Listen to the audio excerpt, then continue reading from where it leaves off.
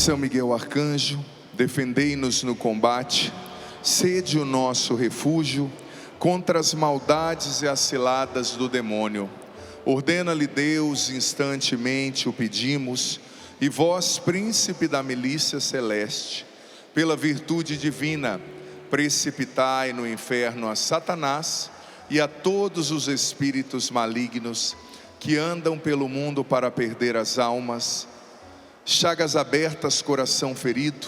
O sangue de Cristo está entre nós e o perigo. Chagas abertas, coração ferido. O sangue de Cristo está entre nós e o perigo. Chagas abertas, coração ferido. O sangue de Cristo está entre nós e o perigo.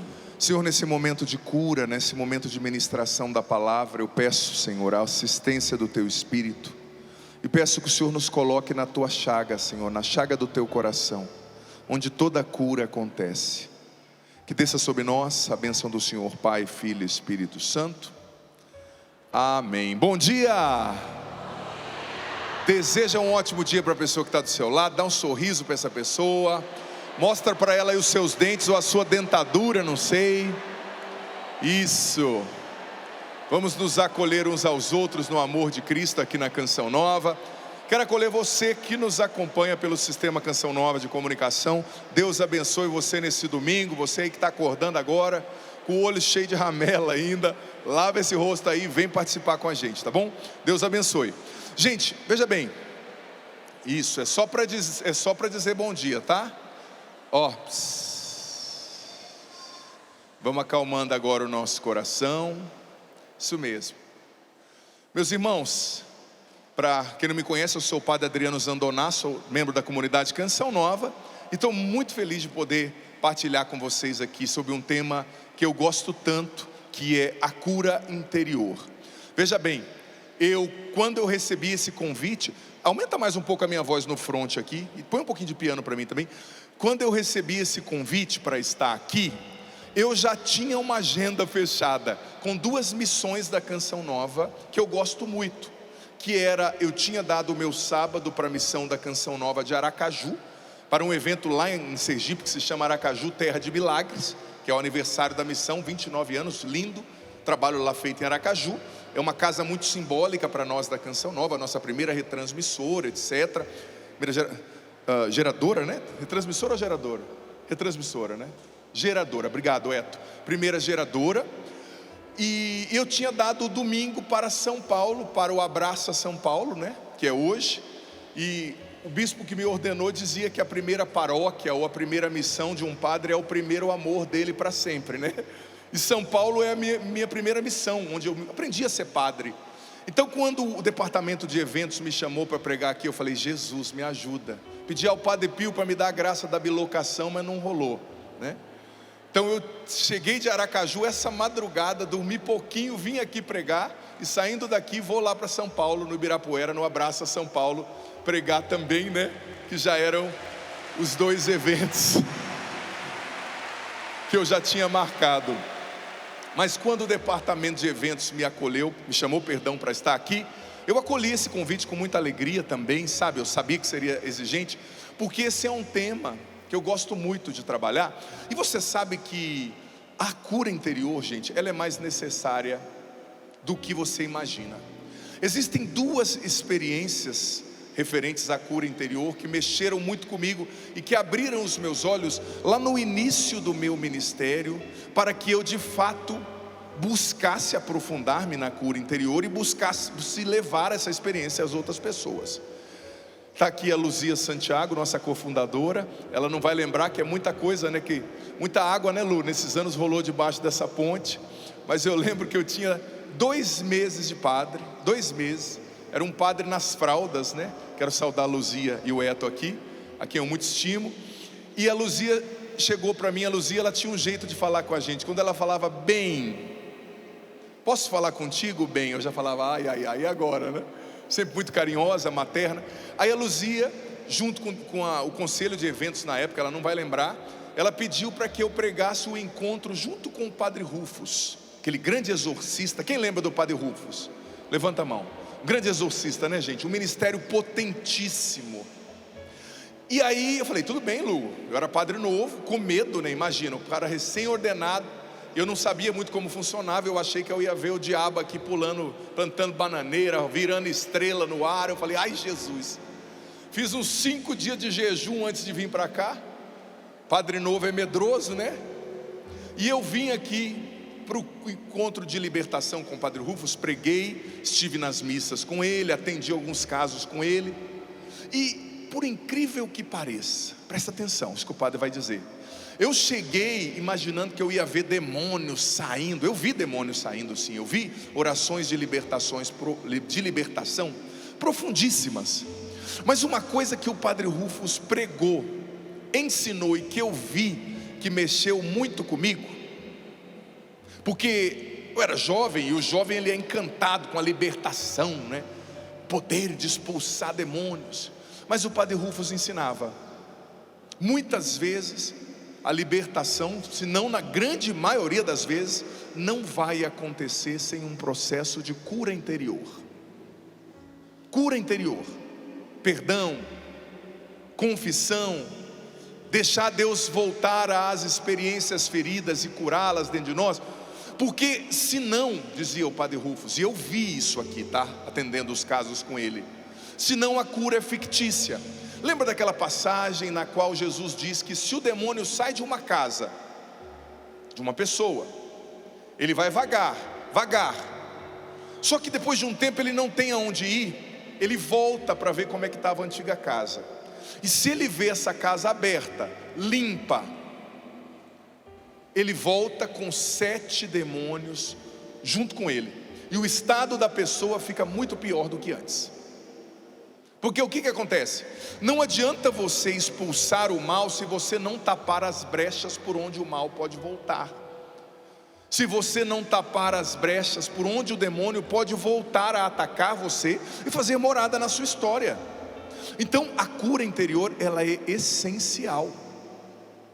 E a segunda experiência que me fez abrir os olhos já no início do meu ministério para a necessidade da cura interior, foi o nosso pai fundador, o Padre Jonas Abib. Eu lembro que eu era noviço na época, a gente falava, né? Hoje é discípulo, mudou a nomenclatura. Lá em Lavrinhas, numa casa fantástica de formação inicial. E o Padre Jonas foi fazer uma palestra, na verdade uma missa.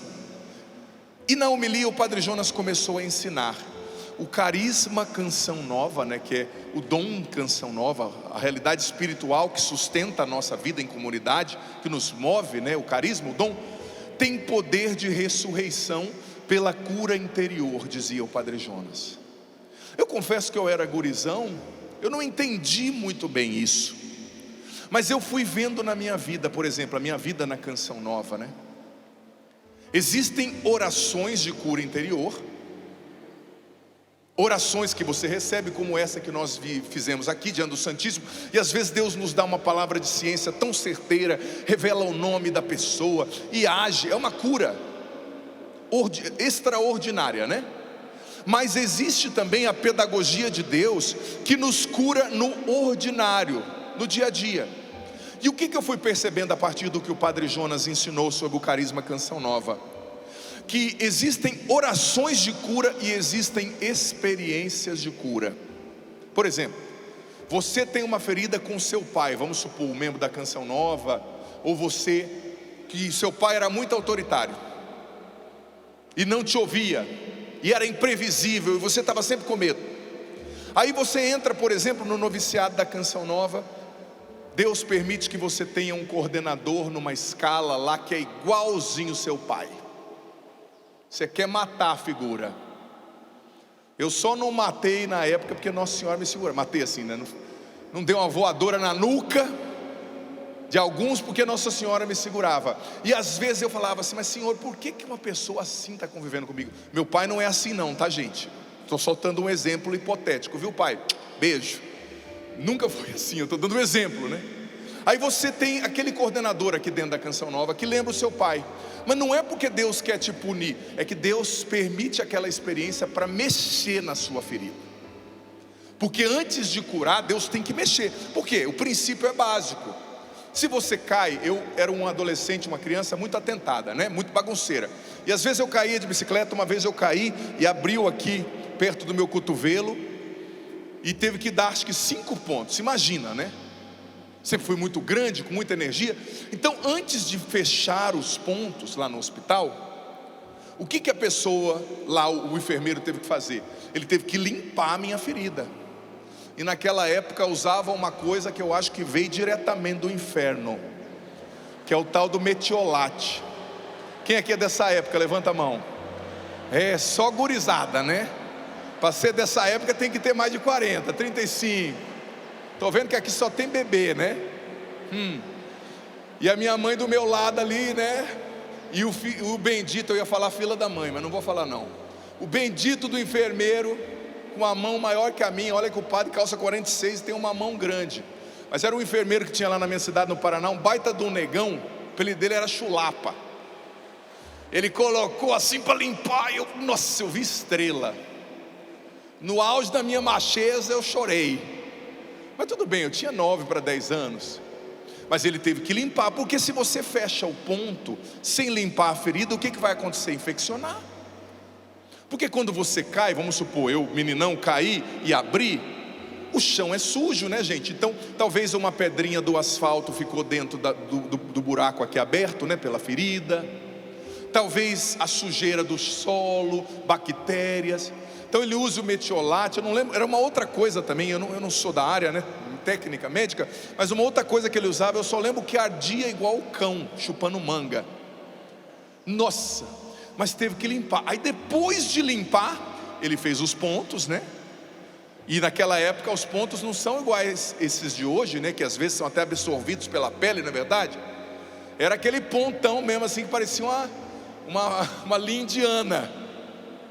Mas daí, quando se purificou a minha ferida e se fechou do jeito certo, eu consegui, pouco a pouco, recuperando e cair de novo, né? Que criança é assim, cura para cair de novo. Aliás, na minha época era assim, que não tinha celular. Hoje a molecada só fica na tela, né? Infelizmente, muitas vezes, né? Mas para dizer que às vezes Deus permite experiências de cura interior. Aqui na Canção Nova, sim, mas não só na Canção Nova, na sua vida também. E você sabe que é duro? A gente às vezes associa a experiência da providência de Deus somente quando Deus nos dá dinheiro, quando Deus nos dá as coisas. O Padre Jonas nos ensinava aqui na Canção Nova que providência de Deus não é só quando Deus te dá dinheiro ou te ajuda a pagar uma conta. Isso é bonito, óbvio, também é, mas é muito mais. A providência é a sabedoria de Deus que rege todas as coisas. Então às vezes Deus permite coisas na sua vida, não para te humilhar, mas para te curar, porque aquilo vai mexer na ferida. Como eu disse, é o metiolate. E às vezes você precisa tanto de cura que não dá tempo nem de anestesiar, e Deus faz tudo uma vez. Você fala, Senhor, vai com calma, né? Mas às vezes Ele precisa fazer, Ele tem pressa. Por quê? Porque Ele quer a sua salvação, Ele quer a minha salvação. Então talvez hoje você esteja em uma experiência de cura interior. Por que certas coisas Deus permite, gente? Dizia São João da Cruz naquele livro lindo, Subida ao Monte Carmelo, quando ele vai falar das purificações, né? Na noite escura dos sentidos, noite escura da alma. Deus permite certas coisas para nos libertar dos apegos. Os apegos à nossa imagem, o apego ao que a gente acha que tem que ser, o apego a nós mesmos, às pessoas, ao dinheiro. Então Deus vai permitindo experiências purificatórias de cura interior que doem. Mas é o jeito que Deus trabalha. Abra sua Bíblia agora no Salmo 103. Tendo feito essa introdução, né?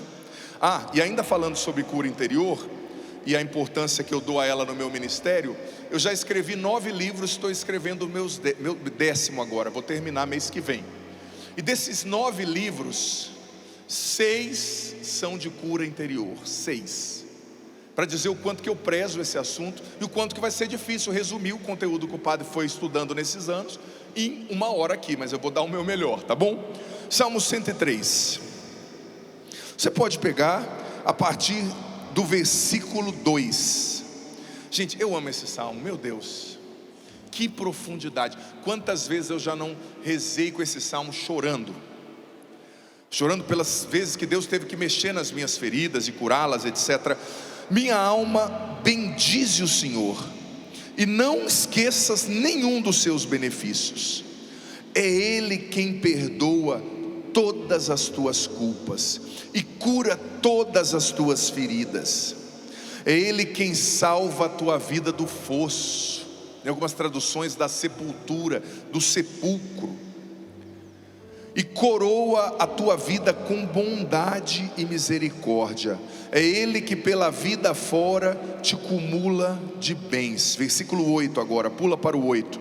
O Senhor é misericordioso, compassivo, lento para a cólera, rico em bondade, não está em demanda para sempre, e não dura eternamente a sua ira. Em outras traduções, ele não fica repetindo, as suas queixas. Não nos trata conforme os nossos pecados, e não nos castiga segundo a nossa culpa. Olha que coisa linda, meus irmãos. Pois tanto alto é o céu sobre a terra, assim prevalece a sua bondade para com os que o temem. Assim como é distante o Oriente do Ocidente, assim Ele afasta para longe de nós os nossos pecados. Quero pedir que você aplaude essa palavra com toda a força do seu coração. Veja bem, essa palavra traz em si um poder de cura. Só do Padre proclamá-la e você a ler, a ouvir aqui em casa, Deus já está curando você. Porque veja bem, é Ele quem cura todas as suas feridas. Ele tira a sua vida do sepulcro.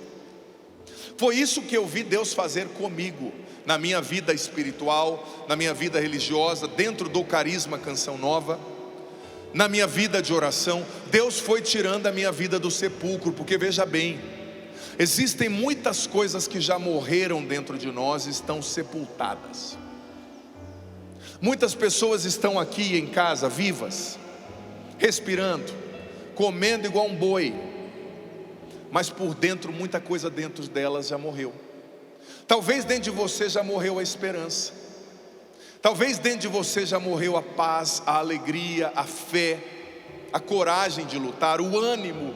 Mas a palavra diz, Ele tira a sua vida do sepulcro, Ele cura todas as suas feridas, Ele é misericordioso, Ele é compassivo, Ele te perdoa, Ele afasta os seus pecados para longe de ti, assim como o céu está distante da terra, assim como o Oriente está distante do Ocidente. Imagina, Japão e Brasil são opostos.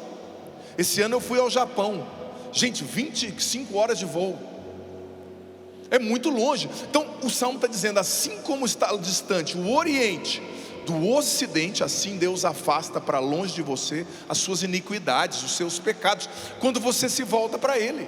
Então veja bem, nós temos um Deus que quer nos curar. O problema nunca esteve em Deus. Você pode repetir isso depois de mim?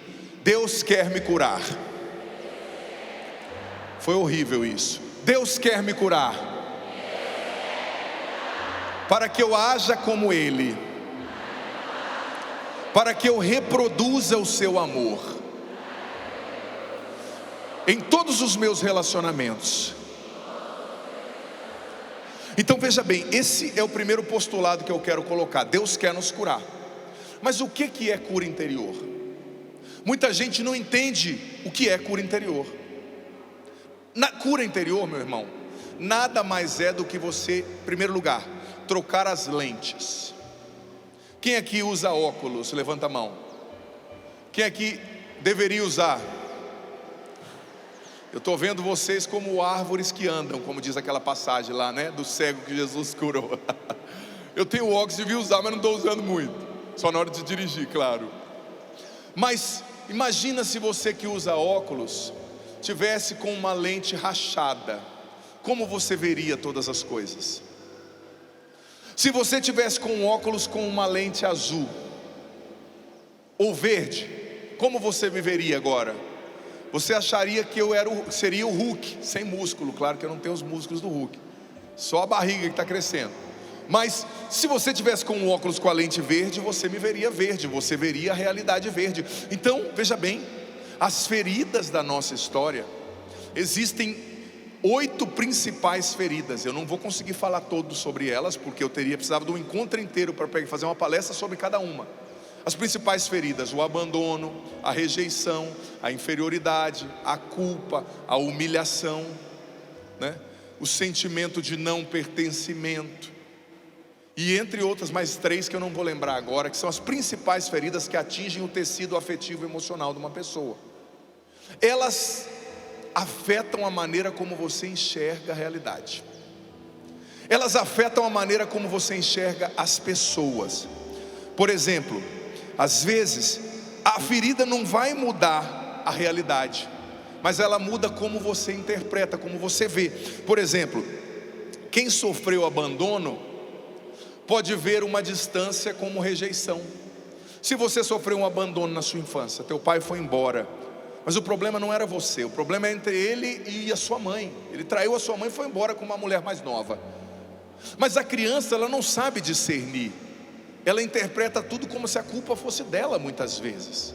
Se não há um trabalho, se não há um adulto ali afetivamente ativo, maduro para trabalhar com a criança. Olha, o papai foi embora, mas ele continua te amando.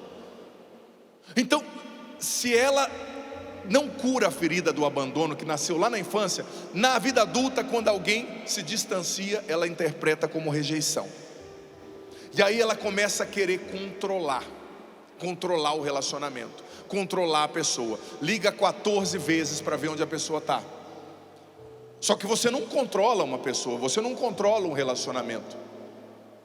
Só que aquela ferida continua falando dentro de você e determinando a maneira como você enxerga. E aí você quer controlar. Pior coisa num relacionamento é você querer controlar e querer resolver as coisas, instantaneamente. Nós estamos num mundo bem digital, sim ou não? Você tem aí o seu aplicativo do banco? Sim, eu não vou pedir Pix não, fica tranquilo. Para canção nova sim, para mim não. Eu já tomo uma batina bonita aqui, não preciso de outra agora não. 4,5 metros de pano para fazer isso aqui pro padre. Você tem aplicativo digital, sim ou não? A vida digital é tão fácil, não é? Você aperta um botão e resolve tudo. Só que eu posso te contar uma notícia muito importante. Tudo na sua vida é digital, mas os seus relacionamentos continuam analógicos.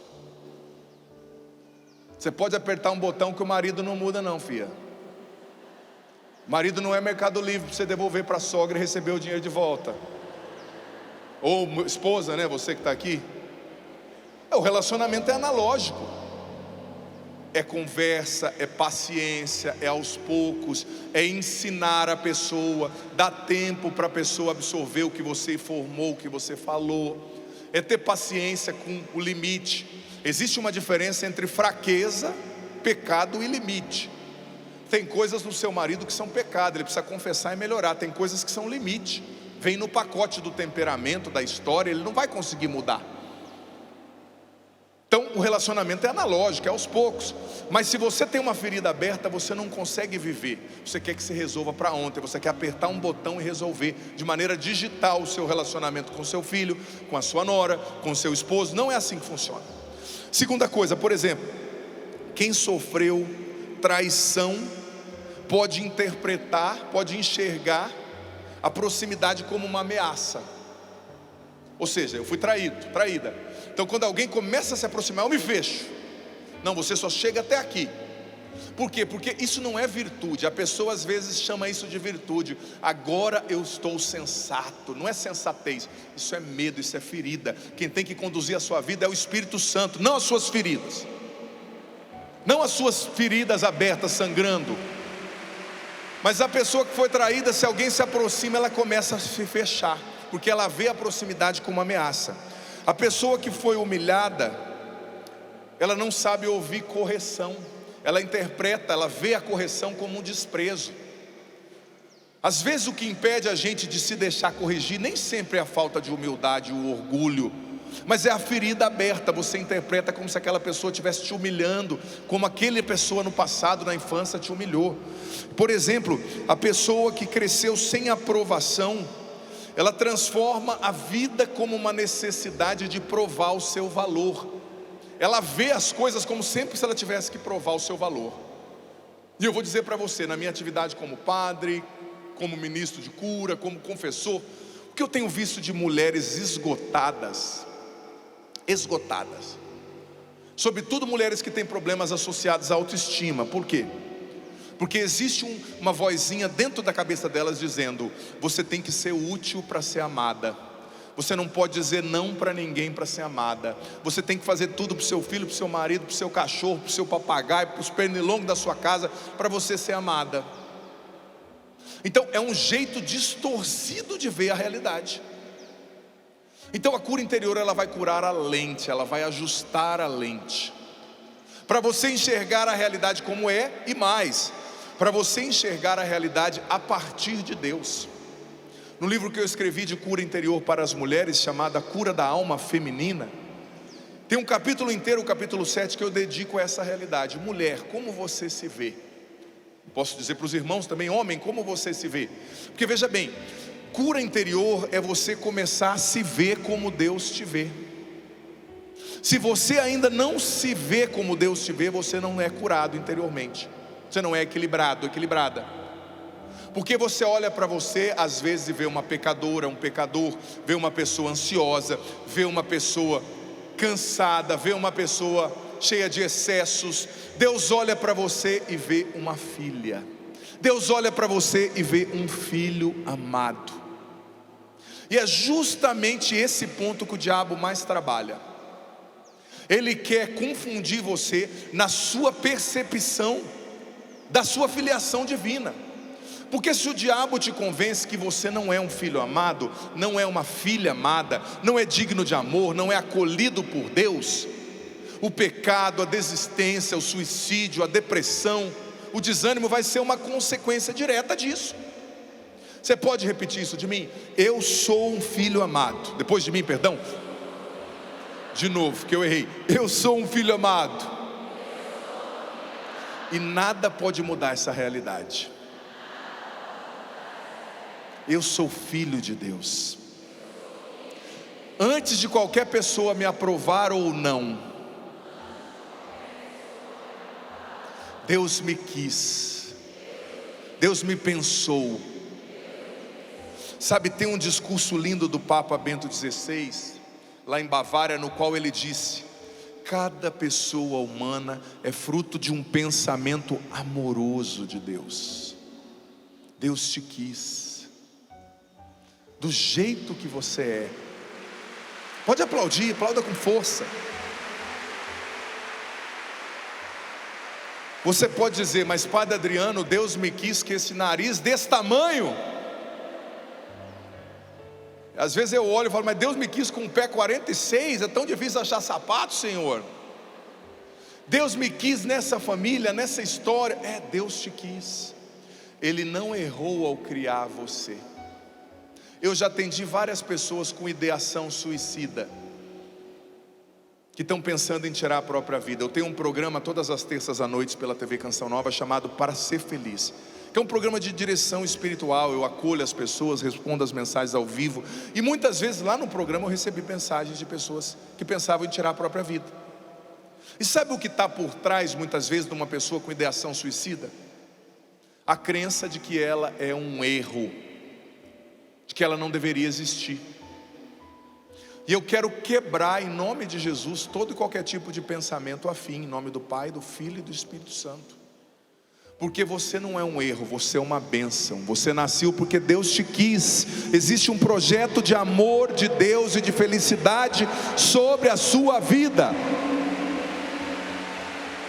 Você não é um erro.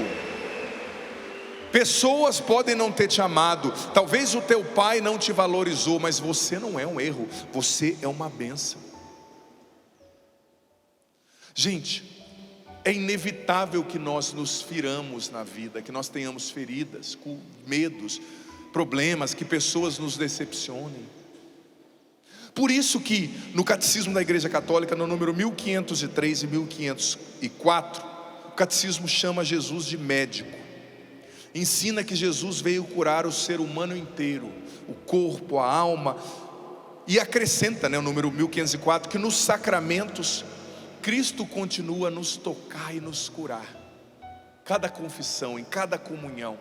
Por isso que o cristão que quer ser curado, sabe, ele precisa viver uma vida sacramental, confessando, comungando, adorando o Santíssimo, indo à missa, comunhão diária. Que bênção, gente, que é a comunhão diária para quem puder, né? Sabe? Então, mais uma vez eu digo, a cura interior é curar o seu jeito de ver, né? Quem foi rejeitado vai ver tudo com medo de amar. Quem foi humilhado vai querer viver provando o seu valor, porque enxerga errado. Quem foi abandonado vai desconfiar de todos. Quem foi traído vai querer controlar tudo. Já não é mais a realidade que dirige a pessoa, é a ferida. Imagine que se você está andando aqui, você cai e quebra a sua perna. Você tem a perna normal, ó, o padre tem as pernas normais. Mas o médico comete um erro e engessa a sua perna de maneira torta, talvez assim essa parte para fora. Só que você não prestou tanta atenção e a sua perna foi calcificando daquela forma, consolidando. De repente, depois de 5 meses, o médico tirou o gesso e você esqueceu que você tinha a sua perna certa. E você acostumou a andar errado. Cristo, sabe, Ele não vem para ajudar você a mancar menos. Ele vem para te fazer voltar a andar do jeito certo, para curar você segundo o molde original do que Deus fez. Isso é cura interior. Restaurar segundo o molde original. Porque me perdoe, tem muita gente que está no modo sobrevivência. Deus não quer que você sobreviva, Ele quer que você viva. E às vezes a nossa verdadeira identidade, aquilo que Deus nos criou para ser, está soterrado debaixo de muitas feridas. Eu gosto muito da literatura. Tem um poema do Fernando Pessoa, poeta português, muito melancólico, mas muito inteligente. Dizia assim: eu precisei mudar tanto para me tornar eu mesmo. Presta atenção na profundidade disso. Eu precisei mudar tanto para me tornar eu mesmo. Talvez você viveu desde criança um jeito, você descobriu um jeito de sobreviver. Não é que você não falava, não é que você era tímido, não é que você era estranho. É que o teu irmão se destacava mais, a tua irmã se destacava mais, era mais bonito, era mais gracioso. Então todo mundo achava que ele era melhor, então você foi se encolhendo. Você foi ficando quieto, você foi sendo sempre o segundo, o terceiro na sua casa. Então você cresceu assim, achando que você é essa pessoa, mas você não é. Na sua essência você é tão brilhante como ele, só que você demorava mais tempo do que aquela pessoa. Então você assumiu um molde errado e está pela vida inteira, ó, mancando e achando que está abafando. Não, Deus quer restaurar um molde original. E aqui eu quero entrar num ponto da palestra, da formação aqui, que é bem interessante. Você já ouviu falar das 3 camadas da cura, sim ou não? Não, fala assim: padre, eu vim aqui para isso, padre. Não ouvi porque eu vim aqui para aprender. Você sabe que eu escrevi isso em alguns dos meus livros, não num livro só, mas esses conceitos estão diluídos. Existem 3 fases da cura, 3 camadas. Quem aqui já descascou cebola? Levanta a mão. Todas as vezes que eu quero me emocionar, não propositadamente, eu descasco uma cebola. É uma choração só. A cebola tem o quê? Camadas. E a cura tem camadas. Eu vou te falar das 3 camadas da cura. Repita depois de mim: memória, mentira, verdade. MMV. Memória, mentira e verdade. Qual que é a primeira camada da cura? Memória. E o que é a memória? É o que aconteceu com você e que ficou estocado no seu cérebro. Porque veja bem, existe uma parte do nosso cérebro, não quero entrar numa maneira muito técnica para não ficar uma aula, mas existe a parte do nosso cérebro, né? O córtex, o neocórtex pré-frontal, que ele é responsável por dar sentido e interpretação racional às experiências. Então uma experiência aconteceu, fui traído, fui raptado, sequestrado. A memória está lá no seu cérebro. Aí essa parte do seu cérebro, que é a parte racional, ela dá um sentido, uma interpretação para aquele fato e guarda no seu cérebro. Então tem pessoas, por exemplo, que sofreram um sequestro há 6 meses atrás. O sequestrador já morreu num tiroteio com a polícia, a pessoa está num lugar seguro, mas a hora que ela vê alguém se aproximando de noite, ela começa, ela tem pânico. Por quê? Porque ela revive aquela memória que está muito viva dentro dela. Então toda ferida nasce com uma memória, uma interpretação daquele fato. Fui abusado, então quer dizer que eu não sou digno, eu posso ser usado por qualquer um. Fui rejeitado, quer dizer que eu não sou digno de ser amado. Uma coisa é você ser rejeitado, uma pessoa não me amou. Outra coisa é você concluir: eu não sou digno de ser amado, eu não sou digno de ter ninguém na minha vida que me valorize. Então a primeira camada é a memória. Segunda camada, gente, isso aqui é muito profundo, presta atenção, é a mentira. Porque toda ferida gera uma mentira. Você tem uma memória, e naquela memória há uma interpretação mentirosa. Eu não sou amado, porque meu pai me abandonou. Eu não sou amado porque eu não sou bonito bastante, porque eu não tenho o corpo igual da minha prima, da minha irmã, ou porque eu não passei naquele concurso. Então a ferida, ela caminha com uma mentira que define a sua identidade, longe daquilo que Deus te criou para ser. Deus diz que você é um filho amado. A mentira diz assim: eu sou um fracasso, Deus me abandonou, eu preciso agradar a todos. Então memória é mentira. E agora vem o passo mais importante da cura, que é a verdade. Jesus disse, João 8,32: conhecereis a verdade e a verdade vos libertará. Por exemplo, a rejeição faz você acreditar numa mentira: ninguém me ama. Mas a palavra de Deus, que é a verdade, em Isaías 43 versículo 4 diz: tu és precioso aos meus olhos, eu te aprecio e te amo.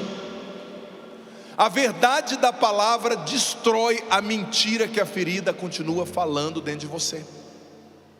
Você que está me ouvindo aqui, existem mentiras sendo contadas dentro de você, por você mesmo agora. Talvez você está pensando assim: é muito bonito isso que o padre está falando, ele estudou para falar, mas comigo não acontece. Eu sou assim mesmo, esse trebufô, né? Meu casamento é essa aí mesmo, eu sou igual a minha mãe, sou brava mesmo, eu xingo todo mundo. Não, isso não é você. Você está onde você não é. Então a palavra vem destruir a base do pensamento, da interpretação, do olhar. Ela vem revelar a verdade de Deus: tu és precioso, eu te amo. Por exemplo, a ferida do abandono vai contar para você a mentira: eu estou sozinho, todo mundo vai me deixar. Mas a palavra de Deus diz: eis que eu estou convosco todos os dias. O que você vai acreditar? Na mentira da sua ferida ou na voz de Jesus? Está muito fraco isso, você não entendeu não. O que você vai acreditar, criatura? Na mentira contada pela sua ferida ou na voz de Jesus Cristo? Na palavra de Deus. Sabe, então a cura interior começa quando há um transplante de coração, transplante de mentalidade. É isso que está em Romanos 12. Renovai a vossa maneira de pensar, para julgar segundo Deus. Porque veja bem, cura interior não é autoajuda travestida de linguagem religiosa, não. Cura interior é encontro pessoal com uma pessoa que muda o sentido da nossa vida, que é Jesus Cristo. É um encontro pessoal com Jesus, não é autoajuda disfarçada de linguagem religiosa. Mas o encontro com Jesus destrói as mentiras que as nossas feridas nos contam. As nossas feridas nos contam mentiras, gente. Então é preciso colocar a verdade. A ferida da humilhação diz: eu não tenho valor. Mas a palavra de Deus diz: reconhece a tua dignidade, foste comprado a um alto preço. Lá em 1 Pedro, o preço da cada gota do sangue de Jesus. Você tem valor. Você tem defeitos? Tem, mas isso não anula a sua realidade de filho, de filha. Você tem pecados? Tem, mas isso não anula a sua realidade de filho, de filha. Sabe, a ferida da culpa te conta mentira: não tem jeito para mim. Gente, há uma diferença entre culpa e arrependimento. A culpa mata, o arrependimento salva. Judas Iscariote se sentiu culpado e se enforcou.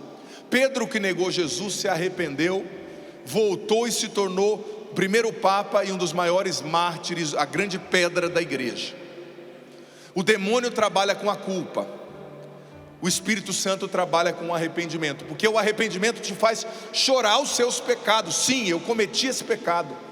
O arrependimento te faz sentir que dor de eu não ter sido suficiente naquilo que eu precisava, mas ele te faz se voltar para Deus e recomeçar. A culpa não.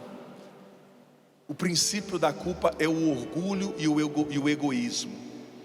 Você fica no centro.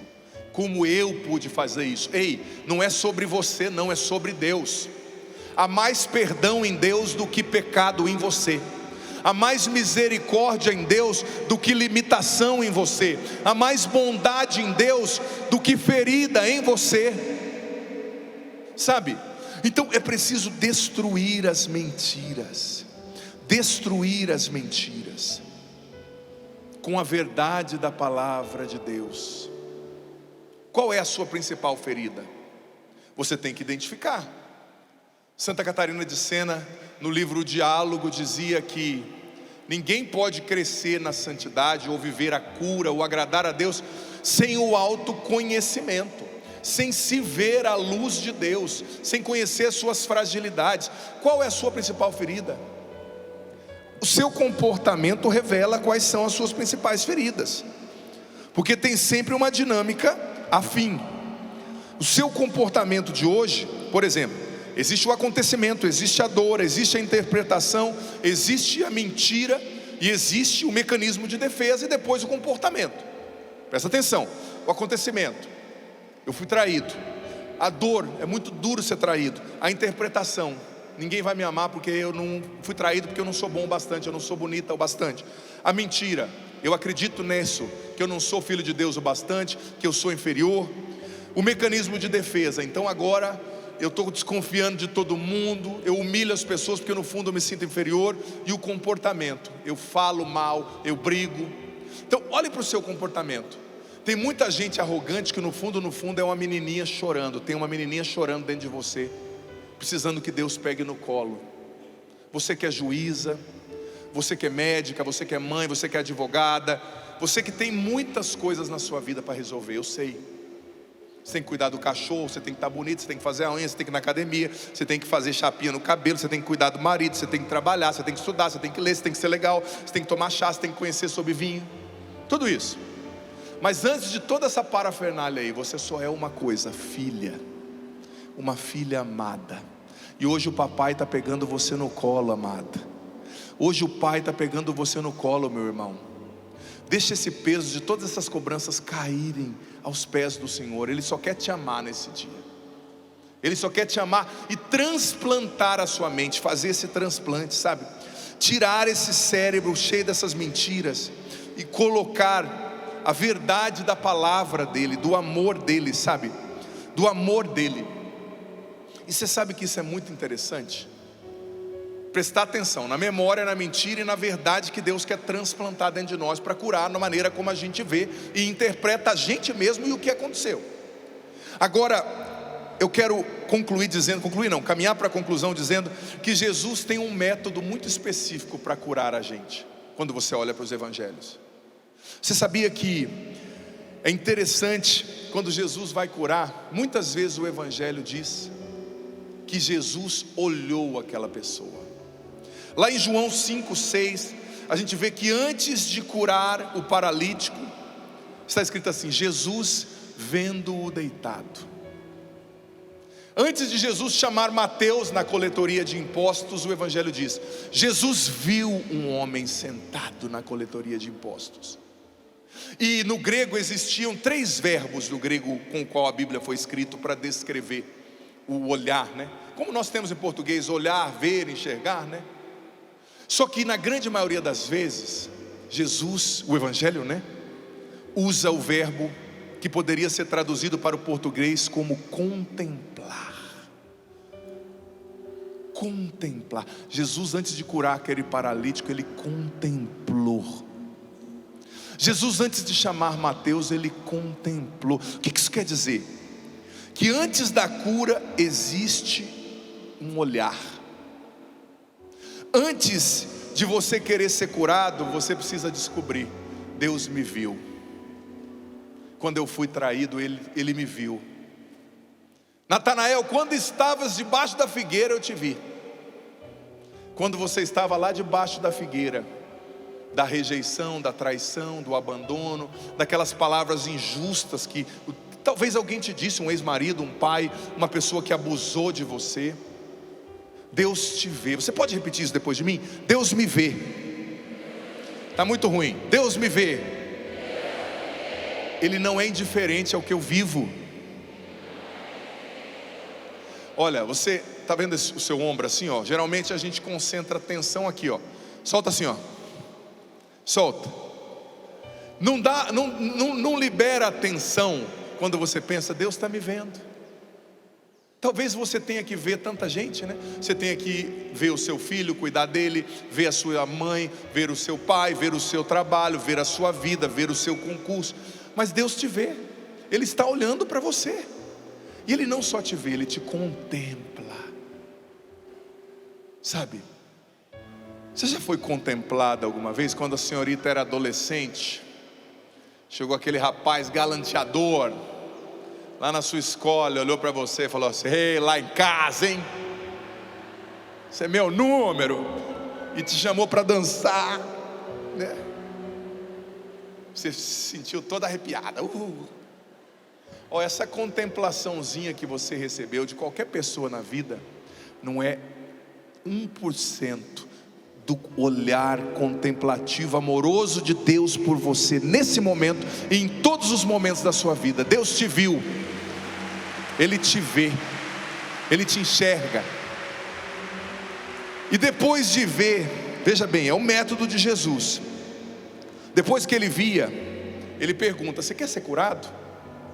Você vê lá em João, você vê lá em Mateus, né? Quando Jesus ia curar o cego, né? João, perdão, 5,6. Você quer ser curado? Parecia óbvio que um cego queria ser curado, mas Jesus, Ele quer saber de nós. Você está disposto a abandonar o mecanismo de defesa, o conforto da ferida? Porque a ferida também dá um conforto, sabe? Você, na ferida, todo mundo te vê como coitadinho, coitadinha, ninguém exige muito de você. Você fica lá justificando os seus erros, vivendo na mediocridade. Gente, não existe nada pior na vida da gente do que a mediocridade, nada. Você sabe que eu comecei a quaresma de São Miguel ontem à noite, né? Estou fazendo todas as noites, sempre com uma intenção para ajudar aqui a nossa comunidade. E nesse ano, todo ano eu escolho um livro para refletir. Eu faço às 21 horas o rosário, né, as orações de São Miguel. Esse ano eu escolhi o livro Castelo Interior, Moradas da Alma, de Santa Teresa d'Ávila. Eu já tinha lido, mas gente, esse livro está me virando de ponta cabeça, cabeça para baixo. Eu falei, olha, se gerar no povo que está gerando em mim, porque eu tive que lê-lo novamente, estudá-lo antes de começar a quaresma ontem, né, São Miguel. E lendo Santa Teresa eu percebi que a maior desgraça, me perdoe, da vida de um cristão é a mediocridade. A maioria das pessoas passam a vida inteira na primeira morada da alma, e gente de caminhada, entra no castelo interior e sai, entra e sai, entra e sai. Santa Teresa dizia que essa é a pior morada, a pior desgraça de uma vida. Você não crescer na intimidade com Deus, na sua cura, não adentrar o castelo e chegar no centro, na última morada onde o rei está sentado esperando você, a união íntima da tua vontade com a dele. Mas a gente vai se contentando com migalhas. Então é preciso querer sair da zona de conforto e crescer na vida espiritual, crescer na conversão, crescer na vida sacramental, crescer no caminho de cura, me desacomodando, saindo da mediocridade. Então Jesus pergunta: você quer ser curado? Terceira atitude de Jesus, isso aqui eu acho fantástico. Marcos 1,41. Jesus, quando ele vê o leproso, ele estende a mão e toca. Gente, quantas curas Jesus fez só com a sua palavra? Cura da filha da mulher cananeia: vai, a tua filha está liberta. Cura da filha, cura do filho do oficial lá, né, do centurião: vai, o teu filho está liberto. Jesus, ele podia curar com a palavra, sim ou não? Mas a palavra diz em Marcos 1,41, ele tocou o leproso. Ele não precisava tocar, mas ele tocou. Jesus cura nos tocando. Ele não cura de longe, ele toca você. Aonde dói dentro de você? Qual mentira que precisa ser destruída aí? Talvez a mentira que sustenta toda a sua vida. Gente, às vezes a nossa vida, os nossos relacionamentos, eles foram construídos sobre uma mentira, uma compreensão equivocada do que nós somos, do que Deus é, do que as pessoas são. Você entrou nesse relacionamento ensinando o seu marido, os seus filhos, a sua esposa, que você é um vassalo, uma vassala, feito para servir os outros e não se respeitar. Só que no seu processo de cura você descobriu que isso era uma mentira, e agora você quer mudar e as pessoas estão achando ruim. As favas com que acharem. Torne-se o que Deus te criou para ser. Jesus está tocando você hoje. Ele toca. Onde dói hoje? Talvez é físico. Pessoas com enxaqueca, com dor no pescoço. O Senhor está tocando você agora e trazendo cura. Naquela ferida onde você sofreu aquele abuso de um pai, de um familiar. Naquela traição, onde o teu marido te deixou para uma mulher 20 anos mais nova, ou a tua esposa te deixou, ou alguém morreu. Jesus está tocando você. Não é maravilhoso, gente? Vamos aplaudir isso? Pode aplaudir do fundo da sua alma. Não é maravilhoso saber que Jesus quer nos tocar? Ele quer te tocar. A lepra, gente, todo mundo fugia da lepra, porque se acreditava que a lepra passava muito fácil, né? Na época. Então as pessoas fugiam dos leprosos. Os leprosos moravam em acampamentos fora da cidade. Eles tinham que andar com um sino, gritando: sou leproso. Jesus vai e toca. Ele não tem medo da sua ferida. Você que está chorando agora, se sentindo um nada. Você que tem se entregado a qualquer um, minha filha, a qualquer uma, meu filho, em troca de migalhas de afeto. O Senhor está te tocando hoje, dizendo: eu sou a cura que você precisa. Sabe? E Jesus, depois de curar, nós estamos vendo o método de Jesus, né? Ele olha, né? Ele toca, ele pergunta, né? Você quer ser curado? E depois, Jesus traz a verdade. Não para humilhar, né? Por exemplo, para a samaritana, João 4,18. Jesus disse: onde está o teu marido? Ah, você disse bem que você não tem marido. Você teve 5 e o que você tem agora não é seu. Jesus diz a verdade não para humilhar. O demônio revela a verdade para acusar. Jesus revela a verdade para redimir. Para curar. Porque veja bem, crer no Evangelho não é relativismo. Não dá para relativizar. O pecado é pecado, o errado é errado, ponto. Pecado é uma desgraça. Se o pecado fosse qualquer coisinha, Deus não teria enviado o Filho dele para morrer numa cruz para salvar você e eu do pecado. Mas o Senhor vem justamente trazendo a verdade da sua fraqueza, do seu limite, dos seus pecados, porque talvez as suas feridas geraram comportamentos pecaminosos, mas também a verdade do amor dele por você. Jesus traz a verdade. E você sabe, gente, que é muito importante a gente assumir a verdade de Deus sobre a nossa vida. Você não é o que os outros disseram de você, tá? Você não é o que você acha.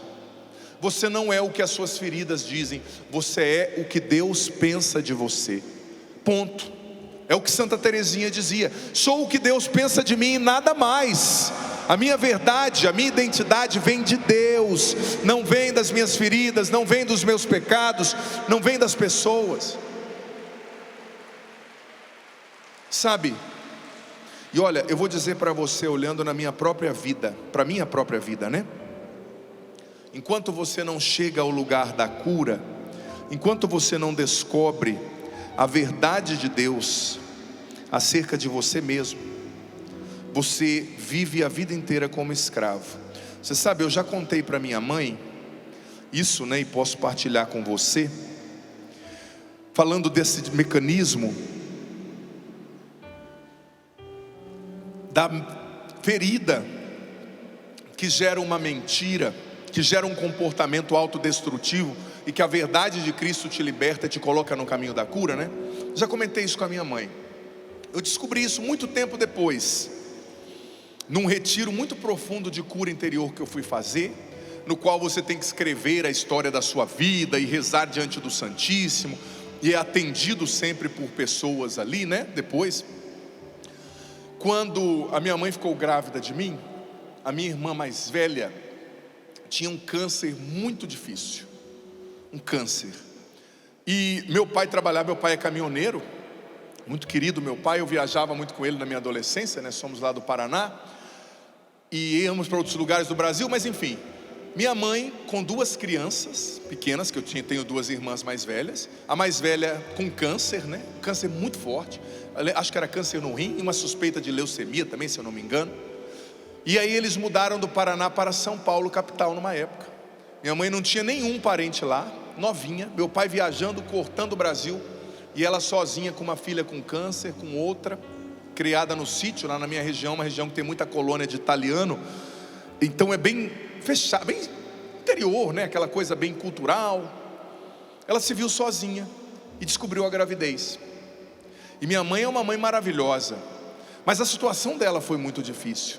Então, para sobreviver, ela teve que se focar muito na minha irmã mais velha, que estava morrendo, que era a criança que ela podia ver, se focar no cuidado da casa, da minha outra irmã, e ela me acolheu, ela não me rejeitou, mas ela simplesmente tocou a vida ali cuidando da minha irmã, e teve que agir como se eu não estivesse ali, porque ela tinha que sobreviver. Mas mais uma vez eu digo, não foi nenhum momento de rejeição, ou pensar em tirar a vida, não, pelo contrário, ela acolheu a vida, só que ela não conseguiu dar atenção àquela criança ali, e aquela criança foi coexistindo com o tratamento da minha irmã. E tem um milagre muito bonito de Nossa Senhora, que naquela época a radioterapia era banho mesmo de radiação, né? Isso eu estou falando da começo da década de 80, eu estou confessando a minha idade aqui.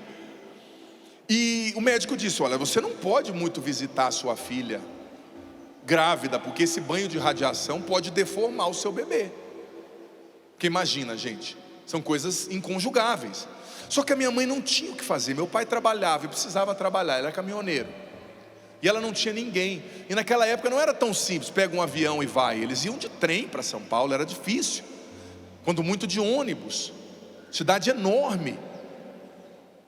E minha mãe chegou no hospital no qual ela estava, diante de uma imagem de Nossa Senhora, colocou a mão na barriga, me consagrou a Nossa Senhora, disse: mãe, eu te entrego essa criança, mas eu não posso deixar minha filha morrer sozinha, e eu vou visitar a minha filha, independente do banho de radiação, e a senhora vai cuidar desse filho ou dessa filha. Ela não sabia se era homem, se era menina, na época, né, se era uma mulher.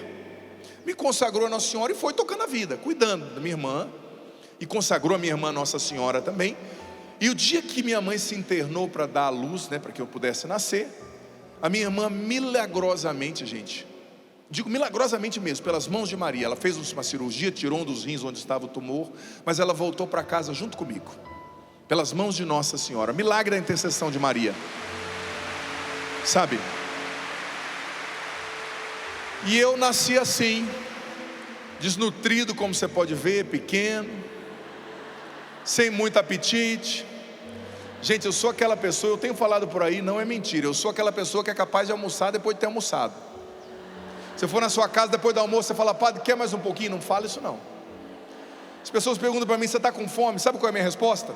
Sempre. Quando eu ia na casa da Luzia, às vezes para eu ver o padre Jonas, eu chegava lá, já a Luzia já falava: bem, quer comer alguma coisa? Acho que ela olhava para mim e falava: esse grandão aí só quer comer. E eu: sim, Lu, ela sempre dava comida, né? Então nasci assim, desnutridão. Só que o que eu percebi? E mais uma vez eu digo, gente, eu não estou culpando, são as histórias, cada um dá o que tem. A minha mãe deu o melhor, você dá o seu melhor. Só que nesse retiro, agora que eu tinha 5 anos de padre, como homem, eu percebi que eu nasci com uma sensação, como que se eu precisasse chamar atenção para ser visto. Um cara de quase 2 metros, né? Mas isso estava dentro de mim. Eu não preciso, é horrível ser grande, porque, por exemplo, na minha época de escola, todo mundo chegava atrasado, ninguém falava nada. Eu chegava, a professora falava: Zandoná, né? Que já vê o grandão chegando, né? E todo grandão é meio estabanado, né? Depois que eu vi o Haaland jogando, eu falei: nossa, será que eu corro igual ele, parecendo um avestruz, né? Que ele tem o meu tamanho, né? Não parece um avestruz? Eu parecia uma garça quando eu era mais novo. Mas eu percebi que eu queria fazer tudo para chamar atenção. É como se eu gritasse: eu estou aqui. É como se ao longo da minha vida eu gritasse para minha mãe e para outras pessoas: ei, eu estou aqui, mãe, eu estou aqui. E o que isso me levou a fazer? Você que já assiste a Canção Nova, que segue o padre, está vendo nas redes sociais, ou que já viu eu falando do testemunho meu, você sabe. Eu entrei nas drogas, gente, com 11 anos de idade. 11 anos. Fui meu primeiro baseado. Comecei a beber com 12. 13 eu conheci o pó, a cocaína. 14 eu comecei a usar outras coisas, xeratina, benzina, cloriforme. 15 eu conheci pasta base de crack, que é a Azuca, né, que a gente fumava com a marica do... Não vou ficar ensinando essas coisas para você não, né? Não tem que saber. Eu usava pasta base de crack, pronto, né? Na lata, né? Aquela marica de lata que a gente fala. E eu era um menino bom, de uma família boa, uma família religiosa. Nunca fui uma pessoa má. Só que eu queria chamar a atenção. E o diabo sabia disso. O diabo já estudou você. Ele se alimenta das suas feridas. O diabo tinha me estudado. Ele sabia que dentro de mim tinha uma carência, um vazio. Então ele me ofereceu as drogas. E eu caí como pato. Porque eu tinha 11 anos de idade. Naquela época, meus pais, tadinhos, não tinham as informações que tem hoje sobre como um drogado age. Eu plantava maconha no fundo da minha casa e minha mãe perguntava: o que é isso? Eu falava: mãe, alface da Índia. Alface, mãe. Ela falou: esse menino é zeloso, vai ser jardineiro. Eu falava: é bem por aí. Eu era um menino bom, só que quando você vai entrando no vício, a ocasião vai fazendo o ladrão, né? Fui fumando maconha, bebendo. Eu joguei handball. Nós jogávamos aqueles jogos escolares, era maravilhoso. Chegamos a ser campeões paranaenses, campeão do Brasileirinho, que seria o Brasileiro Infanto Juvenil, né? Sempre fui muito alto. Então o esporte ainda me ajudava, não me mergulhar tanto na droga. Mas quando eu cheguei aos 15 para 16, eu não conseguia mais controlar, porque a droga é assim.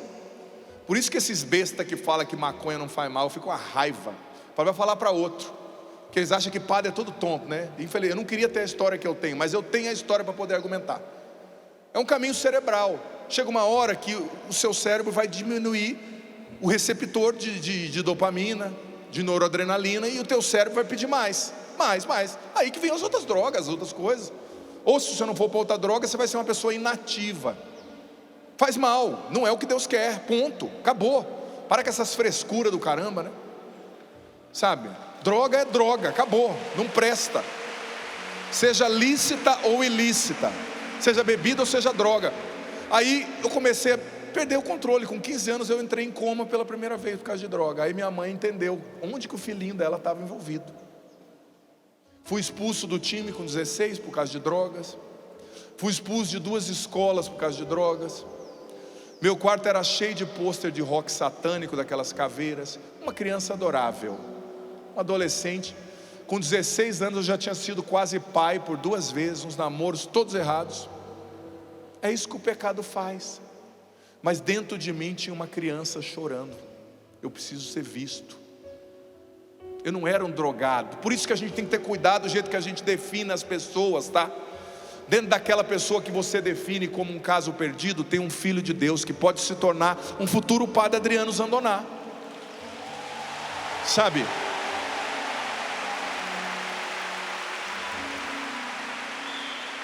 Tudo o que eu fiz foi para querer ser visto. E eu só entendi isso lá com 30 e poucos anos como padre, naquele retiro, escrevendo a minha história. Porque talvez se eu soubesse antes, eu não ia ter estrutura para lidar com isso. Eu não ia saber o que fazer.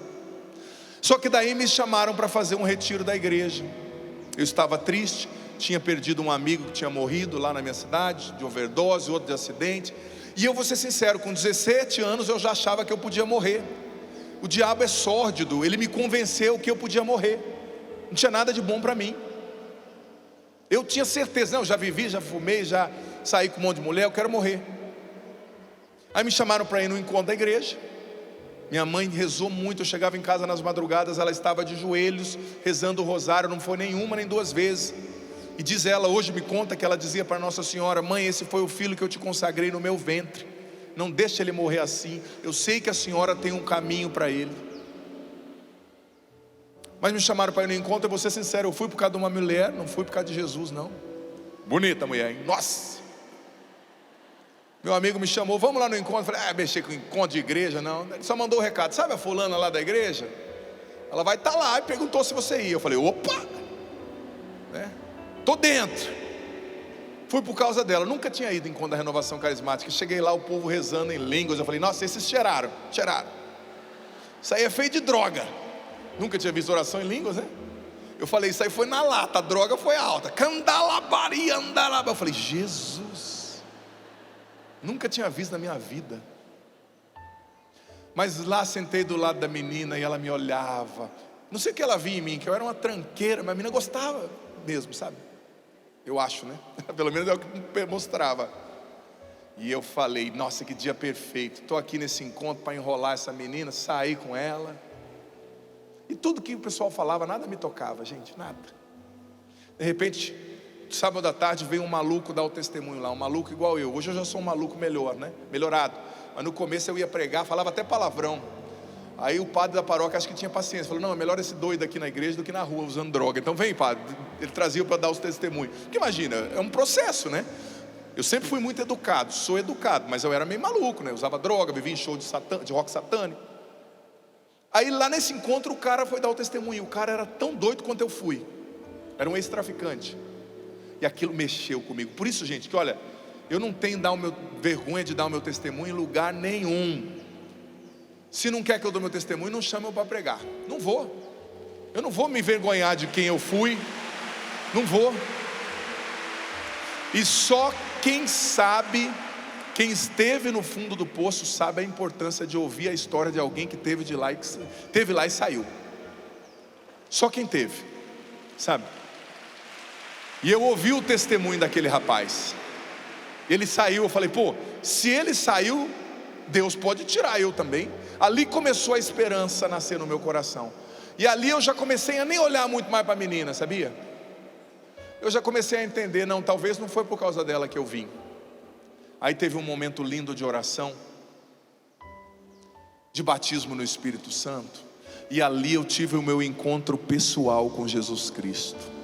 Ali eu fui batizado no Espírito Santo. Ali eu fui curado no meu interior. Ali eu fui liberto do vício, da ferida. E ali, gente, sabe o que eu disse para mim mesmo? Eu encontrei o que eu estava procurando a vida inteira. Ele me vê. Eu não preciso mais fazer ninguém me notar. Eu não preciso de droga. Eu não preciso de prostituição. Eu não preciso ser o mais bonito, o mais galão, o que joga melhor. Ele me vê. Ele me vê. Ele me ama. Ali literalmente foi o encontro da fome com a vontade de comer. E você sabe que quando eu estava na oração, eu sentia dentro de mim, ao meu redor, a fúria do diabo, dizendo, não aceita, porque ele sabia o que Deus ia fazer. Eu não sou nada, mas eu não posso negar que o ministério sacerdotal na minha vida hoje é uma bênção, na vida de muita gente. O ministério que Deus me deu por imerecimento, né, por graça. O diabo tinha uma noção, ele não sabe o plano inteiro, mas ele está ali há muito tempo, né, gente? E à medida que eu recebi aquele abraço de Jesus naquele dia, olha, eu não sabia que eu ia ser padre, porque eu nunca fui desses meninos que fica celebrando com bolacha de maisena, nunca tive desejo de ser padre, pelo contrário. Como dizia na minha terra, eu passava o rodo desde cedo, né? Nunca imaginei, mas quando eu recebi aquele abraço de Jesus, eu sabia que eu nunca mais seria o mesmo. E o sinal da minha vocação é que aquela mulher linda para mim, que estava do meu lado, começou a ser, com todo respeito, apenas um acessório, porque não era o amor dela que eu buscava, era o amor de Deus, que preencheu a minha alma de uma maneira, e eu nunca mais fui o mesmo. E gente, eu digo para você, hoje como homem que ajuda muitos ex-drogados, né, por causa da minha história, naturalmente, muitas pessoas que estão nessa luta vêm falar comigo, eu percebo que o que aconteceu comigo foi um milagre. Gente, eu não fui para uma clínica de recuperação, gente, eu não tive uma terapia, eu não tive nada do que é importante num processo de restauração, né, das drogas. Somente o batismo no Espírito Santo e a oração do terço. No outro dia, vieram me oferecer droga, eu tremendo de vontade de usar, catei o terço que meu pai tinha me dado, ajoelhei e rezei. E desde aquela época até hoje, nunca mais durmo sem rezar o terço. Hoje luto para rezar o rosário, para a glória de Deus. Todos os dias, luto. Tem dia que consigo 2, tem dia que consigo 1 terço, tem dia... É a batalha de todos nós, né? Mas luto. Olha, Talvez o que você buscou a vida inteira, como eu, Padre Adriano Zandoná, em droga, em bebida, em reconhecimento, no corpo perfeito, na academia, na plástica. Talvez o que você buscou em tantos lugares é simplesmente o abraço daquele que te olha, te acolhe, te ama e te diz: descansa no meu coração, descansa na chaga aberta do meu peito. Acabou a luta, acabou a correria, acabou o querer provar que você é boa, que você sabe que você é bom. Descansa no meu coração. Ah, filho, ah, filha, se você soubesse como o plano de Deus é perfeito para você. Ah, se você soubesse o quanto que Ele te ama, quanto que Ele te criou para ser feliz, para ter, quanto que Ele quer dar sentido para a sua vida, sabe? Você não tem noção o que Deus preparou para você. Você não tem noção o quanto você é precioso, quanto você é preciosa, o quanto o amor de Deus quer curar você. Mas para Jesus te tocar e continuar te tocando e te vendo, você tem que ir a Ele no sacramento. Porque o último aspecto da cura de Jesus, da pedagogia curativa de Jesus, é que Ele sempre nos cura para nos colocar em movimento. Ele curou a sogra de Pedro para que a sogra servisse. Ele curou um ou outro para que o outro pregasse, servisse, evangelizasse. Então, da sua ferida nasce a sua missão, da sua chaga nasce o seu ministério. Seja uma bênção, transforme a sua dor em cura e salvação para muita gente. Amém? Vamos ficar em pé? Pode aplaudir o Senhor.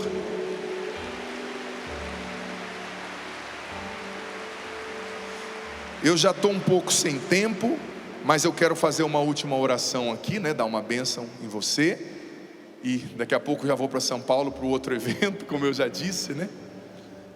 Abra assim as suas mãos, como quem vai receber essa bênção. O padre vai fazer uma oração curta, mas como sacerdote, quero usar essa autoridade que a igreja, que o meu carisma também me confia, para rezar por você.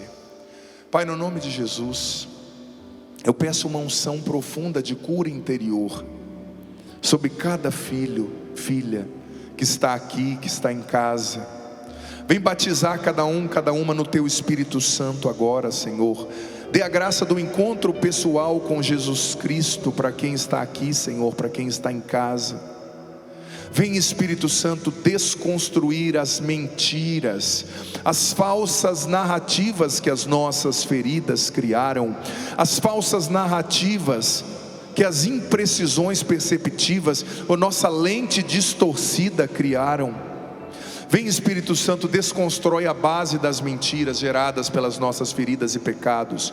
Vem, Espírito Santo, desconstrói a base das narrativas falsas sobre nós mesmos, sobre as pessoas, sobre a realidade. Vem, Espírito Santo, nos libertar com a verdade de Deus, com a verdade da palavra de Deus. Vem, Espírito Santo, nos libertar com a verdade de que somos filhos e filhas amadas, amados, que Deus nos criou por amor e que Ele tem um plano lindo de redenção e salvação para nós. Vem, Espírito Santo, inundar cada uma dessas pessoas com o amor de Deus. Vem, Espírito Santo, olhá-las, que o Senhor as olhe nesse dia, que o Senhor as toque. Vem tocar as feridas mais profundas, vem libertar dos vícios. Pessoas estão sendo libertas agora do vício do cigarro. O Senhor está tocando uma mulher chamada Mariana. Você está com seu cigarro, o Senhor está te libertando agora.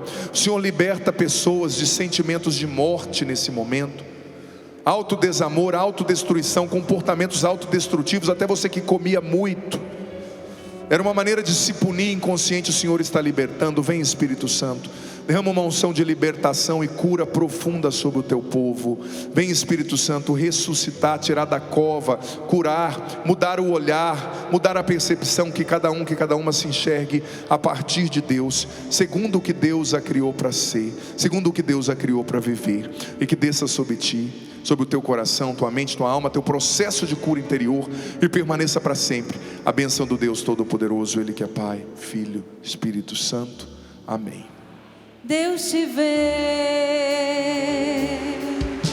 não é indiferente a sua dor.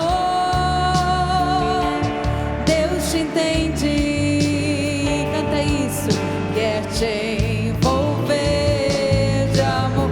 Fala para a pessoa que está do seu lado: Deus te vê, não é indiferente, não é indiferente